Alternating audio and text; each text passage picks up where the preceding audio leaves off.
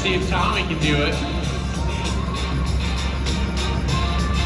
Competition definitely heating up over here at Operator Stadium for the CAT Global Operator Challenge Finals.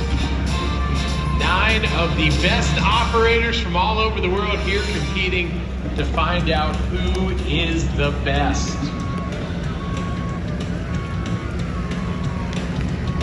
Hey Rutledge, I got an update for you. 4 minutes and 20 seconds on this challenge is the current best time, and that was set by Mr. Hole-in-One Ben Sandy. How about that? Wow. All right, Tommy's looking good as he heads down the hill.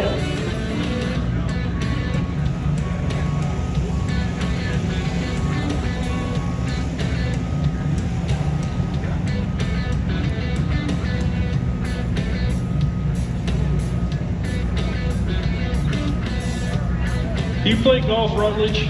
I do, not well, Jason, but I do. I don't think that's really has to necessarily be part of it. Yeah, I'm more into the golf cart and the beverage thing when I golf than I am swinging the clubs. Yeah, I realized my dad has a birthday coming up on Monday, and we were talking about going golfing. I realized the real joy I had as a kid always going with him was always driving the golf cart. So I think that's probably one of the reasons I love these Mini X's so much.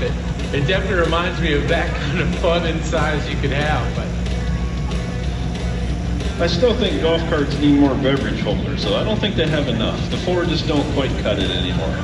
Now, I don't know if you realize this, I live in a town called Peachtree City, Georgia, which is built on 3 golf courses, 100 miles of golf cart path through the whole town. So when I'm home, I take my daughters to school on the golf cart, pick them up from school. You can do anything you want on the golf cart. It's a lot of fun. I don't think they would let me drive this Mini X on the car paths, unfortunately. I wish they did. Well, we could try it, or we could try a CAT UTV. Maybe they'd let you take that. You know, that's really what I'm angling for. That new diesel UTV. People will see this week in our technology demos. We get to do some fun stuff with them, but those things are tough. A lot of people refer to the CAT UTV as the micro of UTVs. I can't believe you guys started without me, man. Unbelievable. You know what? If we just wanted to watch Tommy go, it's not you, it's me. Classic line. And you missed Ben Sandy. Yeah, Ben Sandy. Sunk in the hole. Did he? Yes. Unbelievable. Tommy's Wait for cheering 5 section minutes. over there getting loud. I like it. And Tommy so far, he looks like he's got a pretty flawless run. That's right. Got the club back in the bag.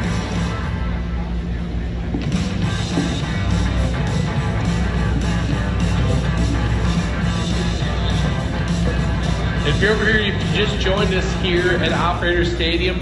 Down front, you've got Jason Hurtis. He's Caterpillar's Global Construction and Infrastructure Group Leader. We got Mike Rowe from Dirty Jobs and Micro Works on Rutledge Wood. From NASCAR on NBC, Top Gear on History Channel, on Hyperdrive on Netflix, and the Micro Fan Club honorary president for the day. How many jobs you got, man? I have 3 kids, so I feel like I need to have at least 1 job per child.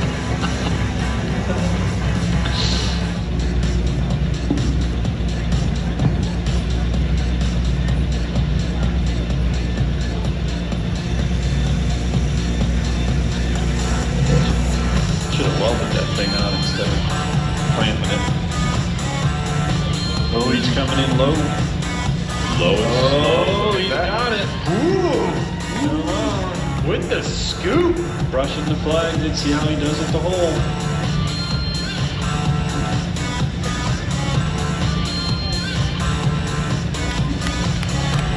Is it in there? Wow, holy one. Another one. We got upstage by the dirt there. Look at that. Tommy Murphy. A hole-in-one. Great. He just needs to use the monitor. We're also allowing the operators to use grade with assist if they want, which helps the operator automate some of the controls and again help that machine, that tooth edge, stay on the perfect grade.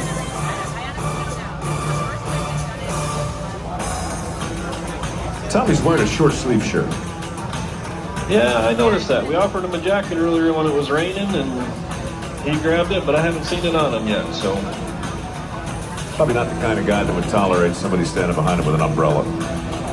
I don't think he has an umbrella man, no. He doesn't look like an umbrella needing person to me. He's Irish. He is Irish. It does rain there quite a bit. And he's an operator. He's used to working in the rain, mud, sleet, snow, whatever conditions he needs to work in to get the job done. And Jason, just to clarify from earlier, that is not the place where golf was invented, right? That is correct for social media. I misspoke. Golf was invented in Scotland in the 13th century or something like that. 15th, I believe. 15th, thanks for the addition. Couple centuries different, Mike. 1542, Thursday, about 3 in the afternoon. It is pretty obvious I don't play golf for a good reason. Who said that golf was a good walk? Spoiled. I have no idea. Emerson. Mark Twain. John Daly is what the answer I really wanted to give, but it just didn't seem totally appropriate.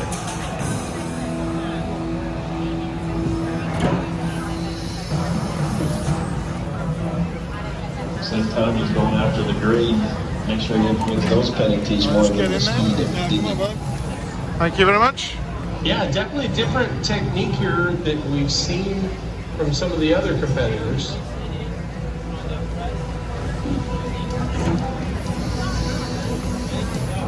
Well, again, once you get that first foot established, then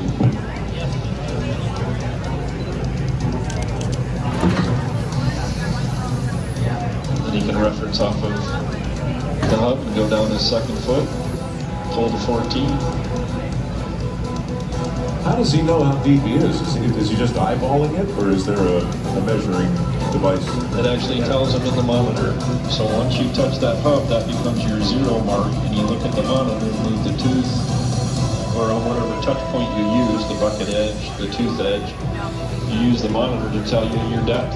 You want to keep it at the 1 foot depth across that 7 foot section, and then getting a look at the monitor at the 14 foot section, and it'll tell him, you know, he's negative 2 feet from that particular hub to pull that second 14-foot grade. So, again, it's really automated, it's really simple and easy for the operators. I'm a wheel over boy, I can't hit the rods out of a barn with an excavator, but with 2D grade control, I can actually dig a trench that, you know, won't break Hageman's neck when he goes to measure it, for example. Jason, I think Mike and I both appreciate that honesty. It'd be really easy to say, you know, I'm pretty good at all these machines, but it's real talk right there. I have trouble using my hands, my feet, get my tongue in the wrong position, things go haywire, and I'll stick to the wheelbarrows. Jason, let's talk about these men and women that are around the course we see in the orange vest. What are they doing right now? Are these our judges? Correct. All the staff in the orange vests are either the leads for the particular challenge, so we've assigned one lead person for each challenge that's responsible for the overall challenge, direction, start time, stop time, coordination of the judges. We have 3 to 4 judges for each challenge, again, independent, so we can keep them fresh, so they would know that they're dedicated to one machine, what to look for, how to manage that particular challenge, how to score the penalties, what the penalties are. Again, keep it uniform, consistent, and Dependable. there you go. And they have come from around the world. The staff is from every country, every tri-sphere. Rahul Srivastava, that's leading this particular challenge, is an industry expert from India, for example. We have Peter Sauter, an industry expert, market professional from Europe. We have Gary Martin, system application specialist from Dubai. And we have Felice Stacco, system application specialist from Australia. So we have combined a full global team to represent Caterpillar, these 9 operators, to be the judges and timers. And these are the same people that will work with a customer in the field on how to use 2D grade control on an excavator on a real job site. how to use a wheel loader to maximize its efficiency and a quarry or a load. Dozens, hundreds of countries, every country, really. I mean, it's really easy to take it for granted because you wake up every day, you see it, but I mean, it's very difficult to imagine a world without cat products and civilized life without guys like this. It's got to be gratifying for you personally. For me personally, yeah, it's pretty awesome to work for a company like Caterpillar that's global and has given me and the rest of my friends, co-workers, the opportunities that we've had.